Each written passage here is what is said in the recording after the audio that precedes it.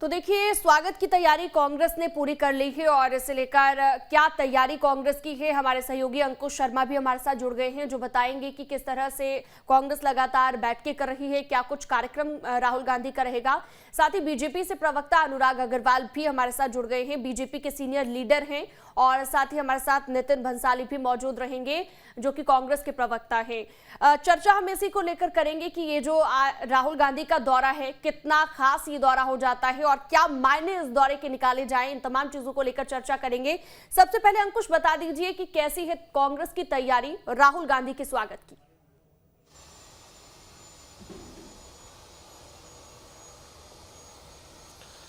देखिए, कांग्रेस सरकार और संगठन की अगर बात करें तो राहुल गांधी चूंकि राष्ट्रीय नेता हैं कांग्रेस पार्टी के, और ऐसे में उनके स्वागत को लेकर पूरा संगठन और सरकार लगातार जुटी हुई है।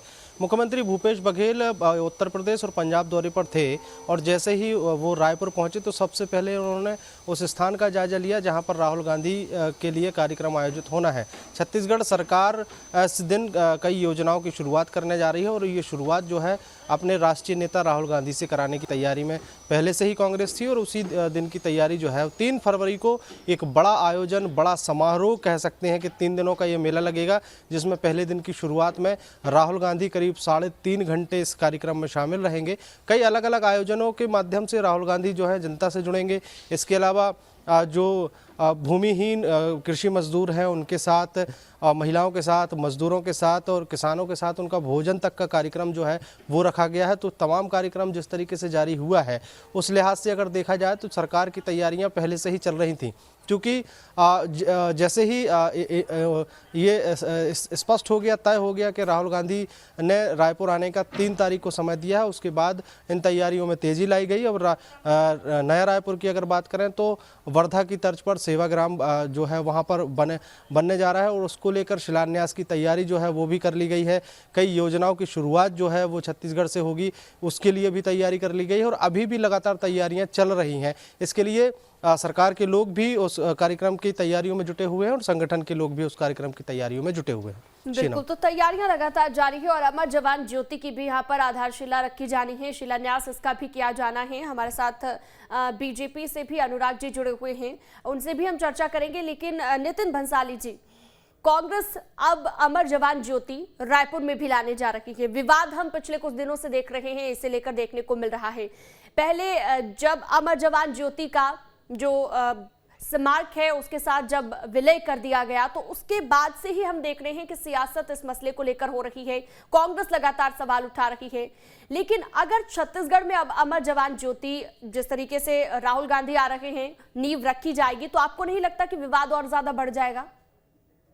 क्यों विवाद बढ़ेगा? इसमें किसको समस्या है? अगर भाजपा को अमर जवान ज्योति जो शहीदों की श्रद्धांजलि में, शहीदों के सम्मान में यदि यहाँ पर प्रज्वलित की जा रही है, तो यदि उन्हें इस बात पर भी प्रॉब्लम है तो वो स्पष्ट रूप से बोले कि हमें शहीदों के सम्मान में या शहीदों को श्रद्धांजलि देने के लिए छत्तीसगढ़ में जो अमर जवान ज्योति प्रज्वलित की जा रही है उसका वो विरोध करते हैं।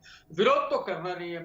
मुद्दा विहीन लोग हैं, मुद्दा विहीन विपक्ष है, मानसिक रूप से दिवालिये हो चुकी हैं, कुंठित हैं और अवसाद में चले गए, क्योंकि 15 साल शासन किया और 15 सीटों में ये सिमट कर रह गए, अब तो 14 पर है।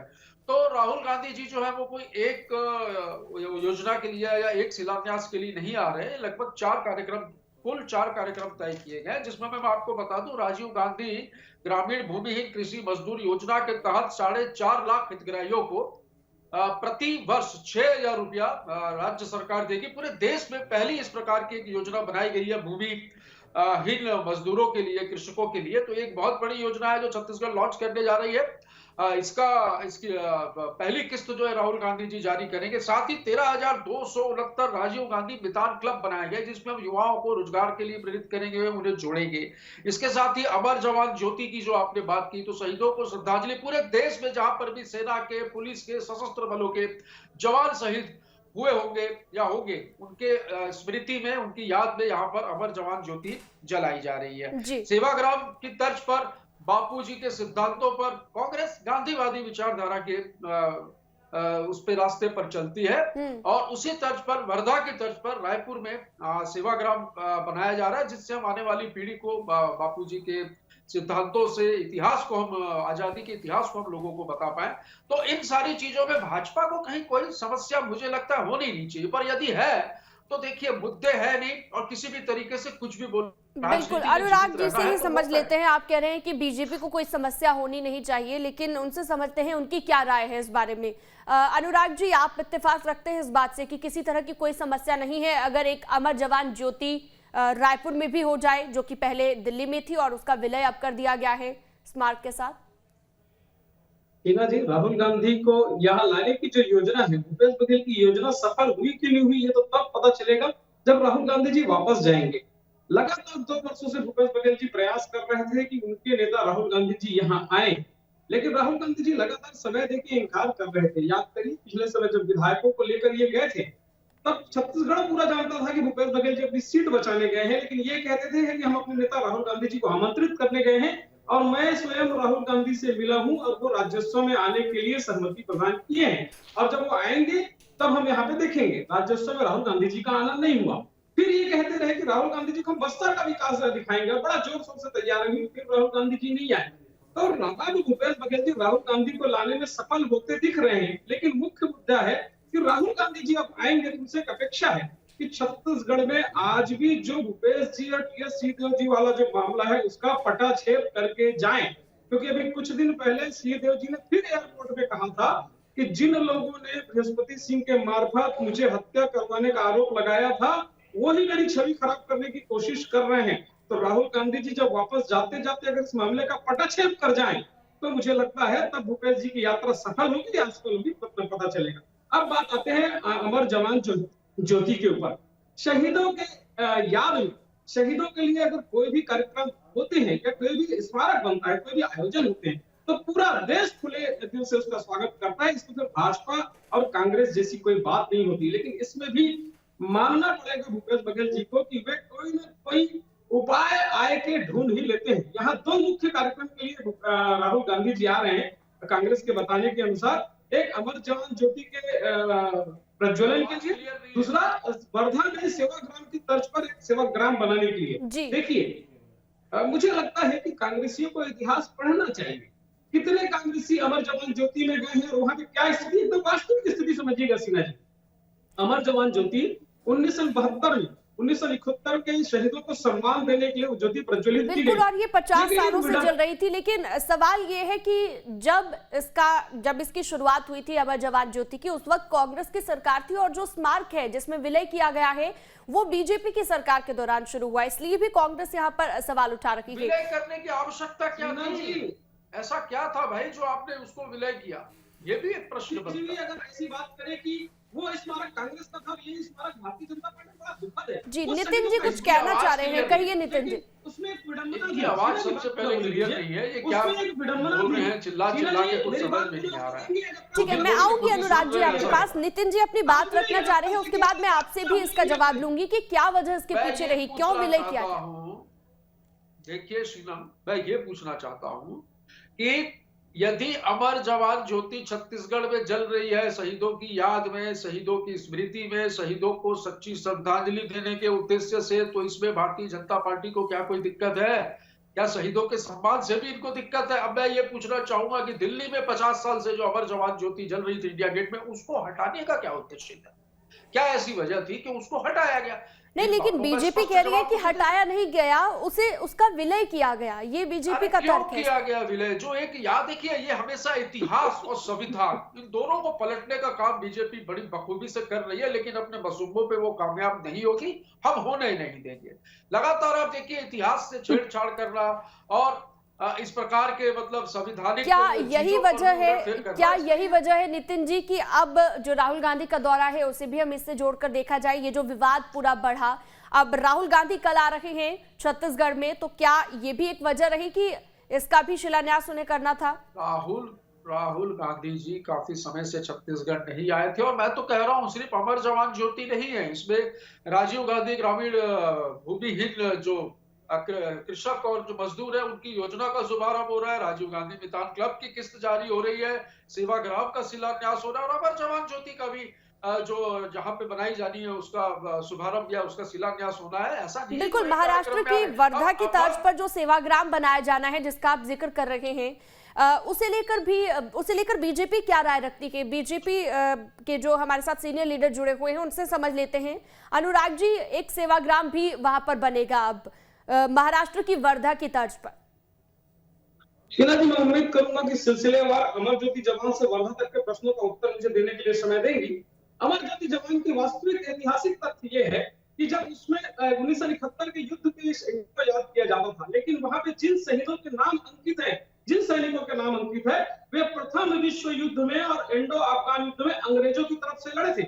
और उस समय तात्कालिक व्यवस्था के तहत वहां पे अमर जवान ज्योति प्रज्वलित की गई थी कि भविष्य में कभी सैनिकों के सम्मान में स्मारक बनेंगे, युद्ध स्मारक बनेंगे, वहां ये ज्योति प्रज्वलित कर दी जाएगी, विलीन कर दी जाएगी। अभी वर्तमान में जो युद्ध स्मारक बने हैं उसमें 1948 गोवा अभियान, 62-71 के सारे युद्ध के सैनिकों के नाम अंकित रहेंगे और वहां ये ज्योति विलीन की गई है। अब सेवाग्राम में अरे अध्ययन करके आते नहीं हो, आपको अमर जवान ज्योति के बारे में मालूम नहीं है, आपको युद्ध स्मारक के बारे में मालूम नहीं है महोदय। अरे आपको क्या मालूम है? आप लोगों को मालूम क्या है? आप लोगों को इतिहास ये ऐतिहासिक तथ्य है।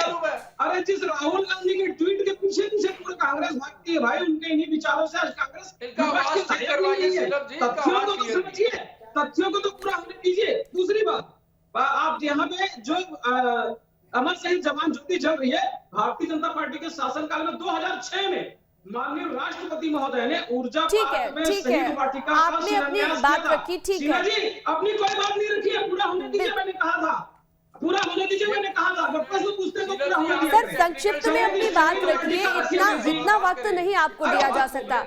ठीक है,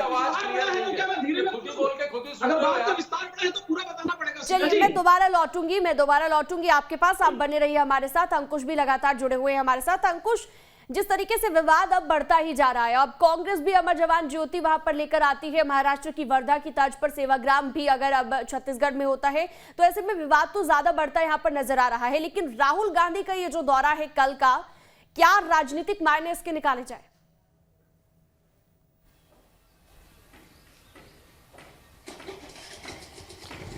देखिए, कई तरीके के मायने निकाले जा सकते हैं, क्योंकि ये आयोजन जो है उसी मेला ग्राउंड पर आयोजित हो रहा है जहां पर राहुल गांधी 2018 चुनाव के पहले भी आए थे और 2018 चुनाव के बाद में भी आए थे।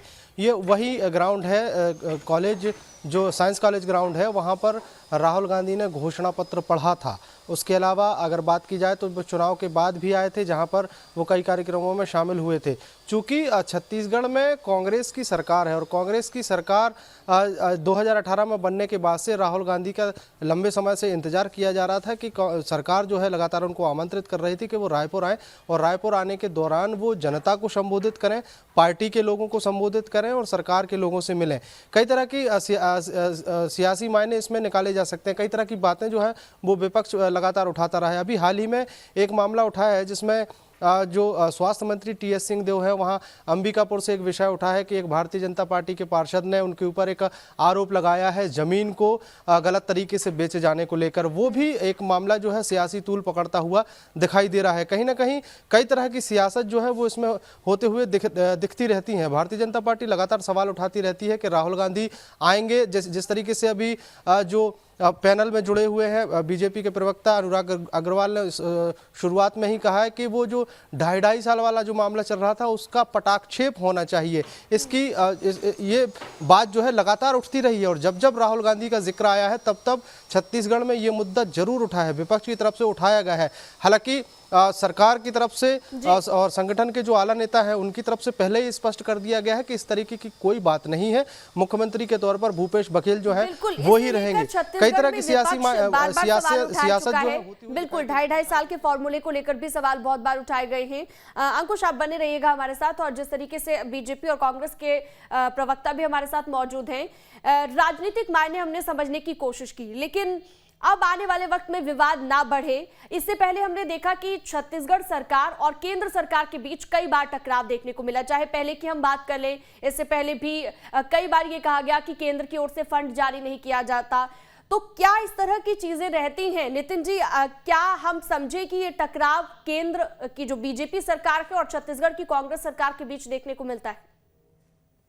देखिए, जब से प्रदेश में कांग्रेस की सरकार बनी, 15 साल के कुशासन रावण राज के बाद जिस प्रदेश में जब कुशासन कायम हुआ, तो ये भारतीय जनता पार्टी के नेताओं को इस बात की तकलीफ हुई कि इतनी बुरी हालत छत्तीसगढ़ में भाजपा की कैसे है। डे वन से देख लीजिए आप, डे वन से भारतीय जनता पार्टी ने छत्तीसगढ़ के साथ सौतेला व्यवहार किया है। चाहे धान खरीदी का मामला हो, चाहे बोनस देने की बात हो, चाहे वैक्सीनेशन की बात हो, या चाहे उसला चावल खरीदने की बात हो। मैं आपको बता दूं, 32,000 करोड़ रुपया हमें विभिन्न मदों के केंद्र सरकार से हमें लेने हैं, जो हमारे हिस्से के हैं छत्तीसगढ़ के, वो नहीं दिए जा रहे। तो लगातार इन सौतेले व्यवहारों की वजह से जो है ये कहीं न कहीं छत्तीसगढ़ की राजनीति को, छत्तीसगढ़ की सरकार को, यहाँ के सरकार को क्या, उनकी दुश्मनी अगर कांग्रेसियों से बिल्कुल, तो टकराव है सीधे तौर पर। आपने खुद भी अभी जिक्र किया कि 32,000 करोड़ रुपए इतना है जो हमें केंद्र से फंड आना है, जो रुका हुआ है, जो नहीं आ रहा है।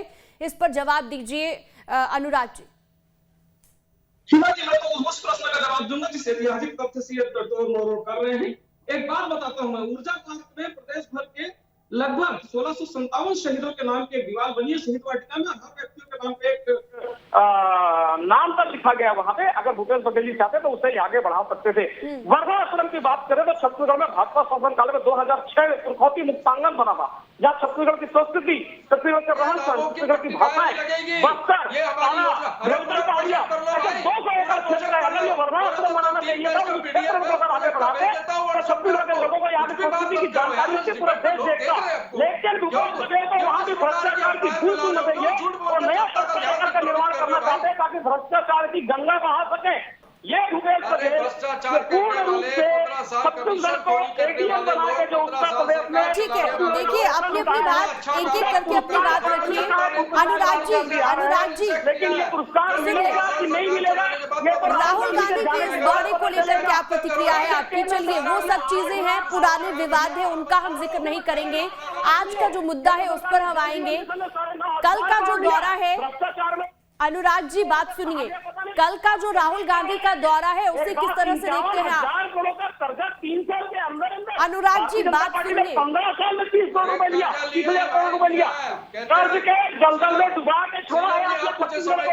यहाँ के पैसे से असम में चुनाव लड़ते हैं, यहाँ के पैसे से उत्तर प्रदेश में चुनाव लड़ते हैं। छत्तीसगढ़ को एटीएम बना के रख दिया। अनुराग जी, ऐसे किसी को भी बात समझ में नहीं आएगी। नितिन जी भी, आप भी ऐसे दोनों एक साथ बोलेंगे तो जनता कुछ भी नहीं समझ पाएगी। आप लोगों की देन है, आप ही लोग चला रहे थे। कितना पैसा जा रहा था दिल्ली मोदी जी? अरे महोदय, आपकी राय कम होता है। इतना बड़ा बवाल चला, आप अपने चुनाव का खर्चे निकालने के लिए आपने एसपी और आईजी कलेक्टर को टारगेट दिया कि रेत का ठेका बंद किया जाए। क्यों 3 साल तक पूरे प्रदेश भर में रेत खोदती गई, आपको नहीं दिखी? ये सब आपके मित्र हैं ठिकाने लगाने का। जाके देखिए बिलासपुर में। चलिए, मैं लौटूंगी आप दोनों के पास। ऐसे जनता को कुछ भी समझ में नहीं आएगा, किसी निष्कर्ष पर हम नहीं पहुंच पाएंगे और चर्चा का कोई फायदा भी नहीं होगा अगर इस तरीके से आप बात करेंगे। आपसे सिर्फ एक प्रतिक्रिया, मैं आखिरी प्रतिक्रिया जानना चाहूंगी अनुराग जी। जो दौरा है कल राहुल गांधी का, कई चीजों को लेकर यहाँ पर शिलान्यास भी किया जाना है, कई नई योजनाएं भी छत्तीसगढ़ के लिए लाई जाएंगी, इस पर क्या प्रतिक्रिया है आपकी? शीला जी, राहुल गांधी जी जब पहली बार आए थे, जब यहाँ का जन घोषणा पत्र जारी हुआ था, तब जब सीएस सिंह ने विभिन्न घोषणाएं किए थे, तब राहुल गांधी जी को उस समय भी आश्चर्य हुआ। उन्होंने पूछा कि इन घोषणाओं को पूर्ति आप कैसे करेंगे? इन्होंने कहा अपने संसाधन से करेंगे। इन्होंने 10 लाख युवाओं को सामाजिक कार्यों से जोड़कर बेरोजगारी भत्ता देने की बात की थी। अब वो भत्ता देने के बजाय उनका एक क्लब खुलवा कर मात्र 19 करोड़ रुपए दे रहे हैं। ये जब राहुल गांधी जी आए हैं तो उनको पुराना घोषणा पत्र निकलवाना चाहिए और घोषणा पत्र के आधार पे भूपेश बघेल को बाध्य करना चाहिए वो अपने वादे पूरे करें। 10 लाख बेरोजगारों को 3 साल से 2,500 भत्ता नहीं हुआ। दूसरा, राहुल गांधी जी जब आए उनको इस मामले का पटाक्षेप करना जाना चाहिए। ठीक है अनुराग जी, आपने अपनी बात रखी। आप नितिन जी को वक्त दीजिए। ठीक है नितिन जी, करने की शर्म करो भाई। आप बताइए, आप पर जिस तरह की ये बातें कह रहे हैं कि जो घोषणाएं की गई थी उन्हें पूरा नहीं किया गया। राहुल गांधी आए थे 2 साल पहले, अब दोबारा आ रहे हैं, तो क्या उन्हीं घोषणाओं को दिलवाइए? इनको पहले साफ कराओ यार। आज खुद ही बोल रहे हो, खुद ही चिल्ला रहे हो यार। एक तो शुरू से आवाज डिस्टर्ब है आपकी। नितिन जी का अनुराग जी, अब अनुराग जी, मैं अनुरोध करूंगी आपसे, अब शांति से बात सुनिए। नितिन जी बताइए, आरोप ये लगे हैं कि जो घोषणाएं हुई थी वो पूरी नहीं की गई हैं अब तक। 36 वादे किए थे जन घोषणा पत्र में कांग्रेस ने, 36 में से लगभग 26 वादे पूर्ण हो चुके और बाकी 10 वादों को पूरे करने की दिशा में काम जारी है, जहां 50 से 60% काम कंप्लीट हो चुका है। और अरे बेरोजगारी भत्ता, हमने रोजगार देने का काम किया। आप देखिए जो अभी ताजा सर्वे की रिपोर्ट आई है उसमें छत्तीसगढ़ का आंकड़ा देखिए, बेरोजगारी के प्रतिशत 50,000 रोजगार दिए आपने, 7% से आप ऊपर है। जब भाजपा की सरकार थी मतलब 2018 ये 22% से छत्तीसगढ़ में बेरोजगारी थी, जो इन 3 वर्षों में 2.1% पर आ चुकी है। इस देश का बेरोजगार लोकसभा चुनाव की जड़ से उखाड़ फेंकेंगे आपको। छत्तीसगढ़ में तो सुपड़ा साफ कर दिया है, अब 2024 में केंद्र में भी आप देखिए आरोप प्रत्यारोप दोनों एक दूसरे पर लगाते ही रहेंगे, लेकिन कल का ये जो दौरा है अपने आप में काफी खास हो जाता है। राहुल गांधी इससे पहले 2 साल पहले आए थे, अब दोबारा आ रहे हैं।